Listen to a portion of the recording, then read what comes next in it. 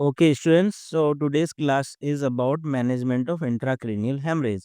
पहले हम एक क्वेश्चन डिस्कस करेंगे, then we will go deep into the topic. So let's start. यहाँ पे क्वेश्चन है जो पहले नीट पीजी में आया हुआ है.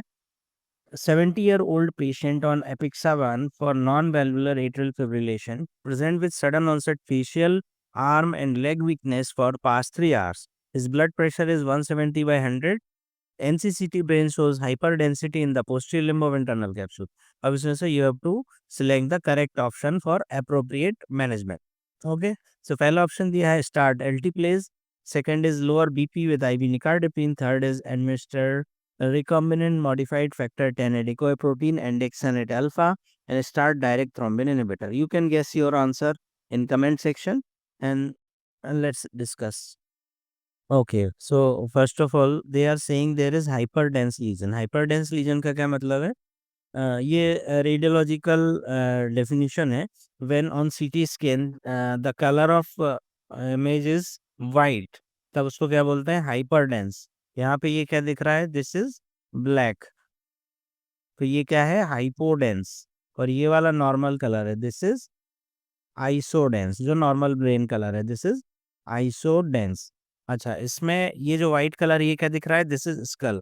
नॉर्मली स्कल का कलर कैसा होता है? हाइपर डेंस और हाइपर इंटेंस. जब ब्रेन पैरेन्काइमा में भी सेम कलर दिखने लगे, we call it hyper dense. और हाइपर डेंस कब देखने को मिलता है? इंट्राक्रेनियल हेमरेज में. हाइपोडेंस कब मिलेगा? इस्कीमिक स्ट्रोक में. और नॉर्मल तो आइसोडेंस है. ठीक है, लेट्स सी. अभी क्वेश्चन को एनालाइज करेंगे. पेशेंट है 70 ईयर ओल्ड.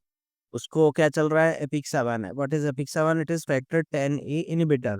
ये किस लिए दे रहे हैं? For non valvular atrial fibrillation. Atrial fibrillation में क्या होता है कि हार्ट रेट इरेगुलर हो जाती है. So there is increase tendency of blood clot inside the heart. ठीक है. और ये नॉन वेलुलर का क्या मतलब है? वेल्व्स आर नॉर्मल, तब ये नॉन वेलुलर. नॉर्मली क्या होता है? मिट्रल स्टेनोसिस और रिवर्टिक हार्ट डिजीज में वेलुलर इन्वॉल्वमेंट होता है, उसके साथ एट्रियल फिब्रिलेशन होता है, वो होता है वेलुलर एट्रियल फिब्रिलेशन. यहाँ पे है नॉन वेलुलर एट्रियल फिब्रिलेशन. ठीक है. तो पेशेंट 70 ईयर ओल्ड है, उसको एट्रियल फिब्रिलेशन है, उसको sudden onset face, arm and leg weakness है, इसका मतलब स्ट्रोक हुआ है. BP is 170 by 100. High blood pressure है डेफिनेटली. एनसीसीटी हेड में क्या दिख रहा है? Hyper density. अभी हमने डिस्कस किया, hyper density means haemorrhage, not ischaemia. तो कंक्लूजन क्या है? आईसीएच का पेशेंट है. ओके. सो पहला ऑप्शन क्या हुआ है? एल्टीप्लेज. एल्टीप्लेज क्या है? एल्टीप्लेज का रोल है क्लॉट बस्टर. अगर कहीं पे क्लॉट जमा हो गया हो तो उसको डिसॉल्व करने के लिए, और कब यूज करते हैं? इस्कीमिक स्ट्रोक में. सो डेफिनेटली हेमरेजिक स्ट्रोक में इसका कोई रोल नहीं है. So this is wrong option. Second is lower blood pressure with nicardipine. अभी कितना बीपी है? 170 by 100. For this, you should know the target blood pressure of intracranial hemorrhage. Ideally, in intracranial hemorrhage, the target blood pressure is between 140 to 80. इस patient का कितना है? 170. तो ये with in limits है. So we can not select this option yet. हाँ, अगर कोई और बेटर ऑप्शन नहीं होता, then we can select this because 140 would be better than 170. But even then, even now this is not very high. तो अभी देखते हैं बाकी दो ऑप्शन क्या है. थर्ड ऑप्शन इज है recombinant modified factor 10A protein. ये क्या होता है? Andexanet alfa. ये क्या काम करता है? This is recombinant modified factor 10A decoy protein used for reversing. Reverse करने के लिए. क्या रिवर्स करने के लिए? Anti coagulation. देखो, जैसे एपिक्सावान एंड रिवारोक्सावान है, उनका फंक्शन क्या है? कोगुलेशन को रोकना, ताकि क्लॉट जमा ना हो पाए. बट व्हेन इनका इफेक्ट बहुत ज़्यादा हो जाता है तो ब्लड ज़्यादा पतला हो जाएगा और ब्लीडिंग हो जाएगी, इंट्राक्रेनियल हैमरेज हो जाएगा. तो इनका ये इफेक्ट अभी हमको रिवर्स करना है. And for that we can use andexanet alfa during life threatening bleeding.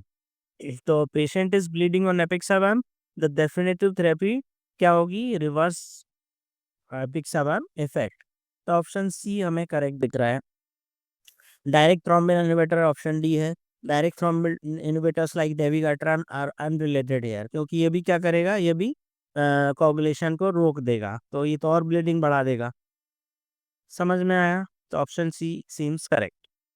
Answer: give recombinant modified factor 10A protein andexanet alfa. Option C, reversal of anticoagulation is primary and life saving action. तो question में कैसे proceed करेंगे? Step 1 क्या है? Identify करेंगे कि this is intracerebral haemorrhage not ischaemic stroke. वो कैसे आइडेंटिफाई करेंगे? Because they are giving clue of hyperdense CT scan. अभी हमने देखा hyperdense means haemorrhage, hypodense means ischaemic stroke. Patient apixaban पे है मींस एंटीकोगुलेशन हो रहा है, बहुत ज़्यादा एंटीकोगुलेशन हो गया है, अब उसको रिवर्स करने की ज़रूरत है। स्टेप 3 में क्या देखेंगे? Use andexanet alfa. What is this? Modified factor 10 protein to reverse apixaban. Also control blood pressure with nicardipine to prevent expansion of haematoma. लेकिन ऑलरेडी उसका बीपी विद इन लिमिट्स है। एलटी प्लेस जो हमने देखा क्लॉट बस्टर है, इसका यूज हेमरेजिक स्ट्रोक में नहीं करते हैं, इसका इस्केमिक स्ट्रोक में करते हैं। I hope you understood the option.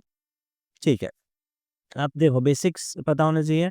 ICH के bleeding inside the brain parenchyma पे, ब्रेन के अंदर ब्लीडिंग हो रही है तो इंट्राक्रैनियल हेमरेज।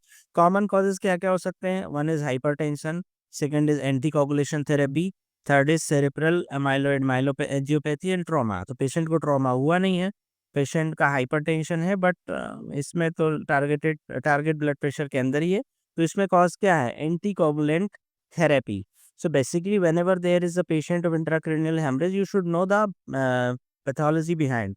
तो उसमें क्या हो रहा है? एंटीकोगुलेंट चल रहा है जिसकी वजह से उसको ब्लीडिंग हो रही है। की क्लूज क्या है? कैसे पता चलेगा? Sudden neurological deficit.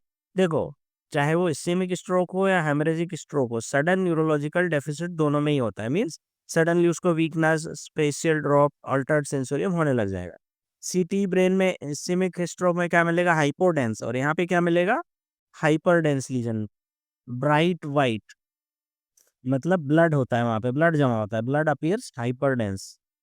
ICH patients on anticoagulants like apixaban, rivaroxaban, क्या होता है? फैक्टर 10 इनहिबिटर्स होते हैं, एंटीकोगुलेंट होते हैं, कोगुलेशन को रोकते हैं, बट इनका डोज जब ज्यादा हो जाता है, ज्यादा इफेक्ट निकल आता है, then they can lead to bleeding. Okay, अगर ब्लीडिंग होती है तो urgent reversal of anticoagulation is critical to prevent expansion of haematoma and death. Okay, चलिए अभी इसमें हम और थोड़ा सा डिस्कस करते हैं। First of all confirm the diagnosis. कैसे? हाइपरडेंस लीजन से। रिवर्स एंटीकोगुलेशन हमारी फर्स्ट प्रायोरिटी होगी। इससे क्या होगा? Stop ongoing bleeding. फॉर एपिक्साबान और रिवारोक्साबान यूज एंडेक्सानेट अल्फा। ये एक डिकॉय रिसेप्टर होता है for factor 10 inhibitor, quickly neutralise the anticoagulant effect. Decoy receptor क्या होता है? मींस कि जो फैक्टर 10 इनहिबिटर मींस एपिक्साबान जो बॉडी में जहाँ पे इफेक्ट कर रहा है वहां पे ना जाके इस रिसेप्टर पे अटैच हो जाएगा, जिससे कि इसका इफेक्ट न्यूट्रलाइज होने लगेगा। Control blood pressure. गोल क्या है? बिटवीन 140 टू 180, मतलब इन दोनों के नीचे रखना है। 140 भी ठीक है, 180 तक भी ठीक है। गाइडलाइंस में वेरी स्लाइटली। इसका मतलब कि अलग अलग बुक्स में अलग अलग स्टडीज में अलग अलग गाइडलाइंस है, but overall you can maintain systolic blood pressure between 140 to maximum up to 180। तो इस पेशेंट को कितना था? 170, तो that is okay. Preferred drug क्या है? शॉर्ट एक्टिंग होना चाहिए, लाइक लेविटिलॉल, निकार्डियपिल। देखो अभी उन्होंने क्वेश्चन कुछ और पूछा है, but in future they can ask something like this कि which type of anti hypertensive is use, short acting और लॉन्ग एक्टिंग। तो आंसर क्या होगा? Short acting like nicardipine and labetalol. Supportive care, ICU admission, monitor intracranial pressure. और अगर बहुत ज़्यादा IC intracranial pressure raised है, we can consider neurosurgical management. Okay, अब देखो ये वाला question they can ask in future.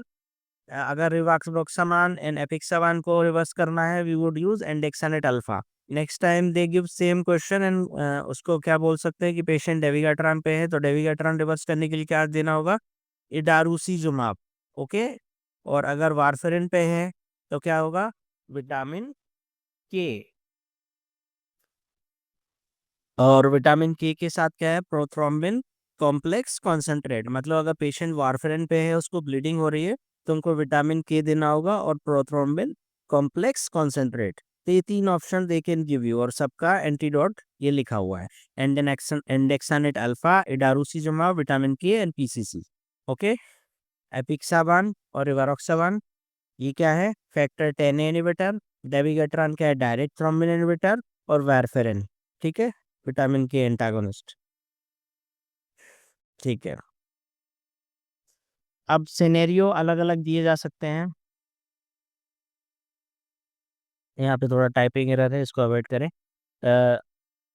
ICS plus एपिक्साबान ये कब यूज करेंगे, जब इसको कैसे रिवर्स करेंगे, एंडेक्सानेट अल्फा आईसीएच प्लस वारफेरिन, इसमें क्या देंगे, विटामिन के प्लस पीसीसी, और आईसीएच प्लस डेविगेट्रॉन चल रहा है तो रिवर्स में रिडारोसिजुमाब। ये डेफिनेटली फ्यूचर में पूछे जाने वाले क्वेश्चन है। ओके, चलिए अब डिस्कस करते हैं आपने कितना समझा। 70-year-old patient on warfarin develop intracerebral haemorrhage, ठीक है, INR is 3.2. What is the best strategy to reverse anticoagulation? Fresh frozen plasma, vitamin K and prothrombin complex concentrate, platelet transfusion, edarucizumab. I think आप definitely इसका answer दे पाएंगे. So correct answer is vitamin के and prothrombin complex concentrate. अभी हमने पढ़ा warfarin के reversal के लिए हमको देना होता है PCC plus vitamin K over fresh frozen plasma due to faster action and fewer volume issue. अच्छा, यहाँ पे एक पॉइंट आपको पता होना चाहिए, whenever we are giving warfarin target INR कितना है, बिटवीन 2 to 3, और इस पेशेंट में कितना हो गया था 3.2, इसीलिए उसको ब्लीडिंग स्टार्ट हुई, otherwise between 2 to 3 generally bleeding नहीं होती है। ओके, अब थर्ड क्वेश्चन है, 60-year-old hypertensive male on rivaroxaban for atrial fibrillation, okay, present with sudden onset right-sided hemiplegia and aphasia for past 4 hours. On examination, इतना BP है, patient conscious oriented है, bilateral planter normal है, एनसीसीटी brain में क्या हो रहा है, हाइपोडेंस लीजन हो रहा है, ठीक है, कोगुलेशन टेस्ट जैसे कि पीटीआईएनआर एपीटीटी ये सब नॉर्मल है। Which of the following is the best next step in management?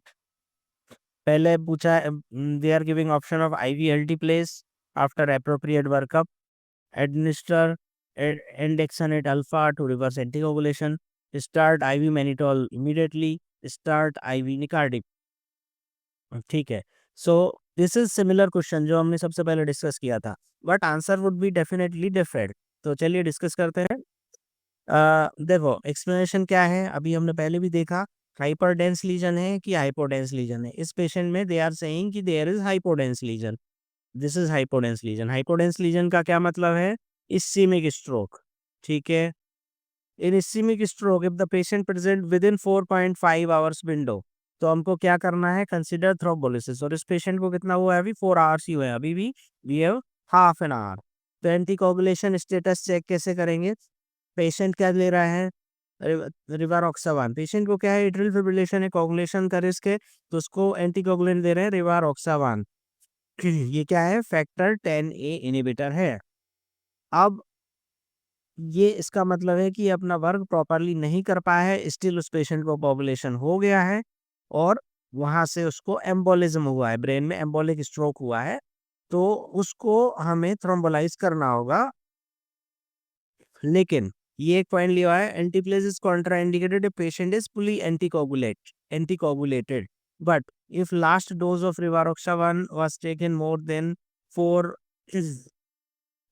sorry, rivaroxaban was taken more than 48 hours before, मतलब 48 घंटे से ज़्यादा हो गया पेशेंट ने रिवारोक्सावन नहीं लिया है और सारे कोगुलेशन टेस्ट नॉर्मल आ रहे हैं, तब एल्टीप्लेज दिया जा सकता है। सो यहाँ पे बेसिकली क्या बोलना चाह रहे हैं, पेशेंट रिवारोक्सावन पे है बट पेशेंट ने अगर 48 आवर्स से नहीं लिया है, सारे टेस्ट नॉर्मल है, PT INR APTT anti 10A levels, और पेशेंट को इस्कीमिक स्ट्रोक हो गया है, then we can give alteplase. Alteplase क्या है, क्लॉट बस्टर है, अभी हमने प्रीवियसली भी देखा था, एल्टीप्लेज का क्या काम है, क्लॉट बस्टर, जब क्लॉट जमा हो गया हो तो उसको डिसॉल्व करने के काम आता है। बट इसके कुछ कॉन्ट्राइंडिकेशन क्या है, अगर पेशेंट इज ऑन रिवारोक्सावान और उसका ये कोई रिपोर्ट एबनॉर्मल आती है, then it is contraindicated. But अगर उसको रिवारोक्सावान लिए हुए मोर देन 48 आवर्स हो गया है, then we can consider alteplase for the treatment of ischaemic stroke, और पेशेंट को 4.5 घंटे से कम हुए हों। यहाँ पे सारे क्राइटेरिया फुलफिल हो रहे हैं। तो अभी क्या करना है, इमीडिएट ब्लड टेस्ट करने हैं, पीटीआईएनआर एपीटीटी रीनल, इस पेशेंट के सारे नॉर्मल हैं। Confirm timing of last anticoagulant dose, ठीक है, अगर 48 घंटे से ज़्यादा हो गए तो प्रोसीड विद एल्टीप्लेज। एंडेक्सानेट अल्फा कब है, जब पेशेंट को बहुत ज़्यादा इफेक्ट आ गया और रिवारोक्सावान का, बट ऐसा तो नहीं है, बहुत ज़्यादा इफेक्ट आता तो इस्कीमिक स्ट्रोक नहीं होता, बिकॉज इस्कीमिक स्ट्रोक क्यों हुआ है, बिकॉज कोई क्लॉट हार्ट के अंदर बना था जो डिसॉल्व होकर ब्रेन में एम्बोलस गया है, जिसकी वजह से इस्केमिक स्ट्रोक हुआ है। मींस रिवारोक्सावन ने अपना काम सही से नहीं किया, that is why clot formation हुआ। मैनिटोल, अच्छा मैनिटोल इसमें क्यों नहीं देंगे?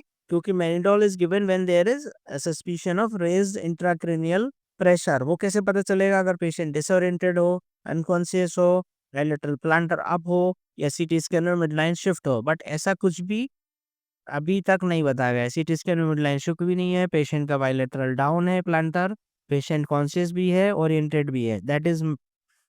दैट मीन्स कि पेशेंट का इंट्राक्रेनियल प्रेशर नॉर्मल है, तो ये ऑप्शन भी गलत है।